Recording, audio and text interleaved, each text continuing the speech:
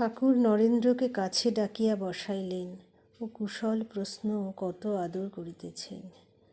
নরেন্দ্র ঠাকুরকে বললেন, কই কালীর ধ্যান 3-4 দিন করলুম, কিছুই তো হলো না। ঠাকুর বললেন, ক্রমে হবে। কালী আর কেউ নয়, যিনি ব্রহ্ম তিনি কালী। কালী আদ্যা শক্তি। যখন নিষ্ক্রিয় তখন ব্রহ্ম বলে কই, যখন সৃষ্টি স্থিতি প্রলয় করেন তখন শক্তি বলে কই, কালী বলে কই। যাকে তুমি ব্রহ্ম বলছো তাকেই কালী বলছি।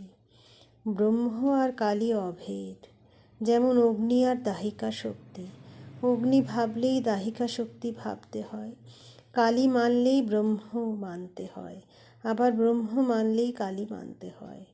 ব্রহ্ম ও শক্তি অভেদ। ওকেই শক্তি ওকেই কালী আমি বলি।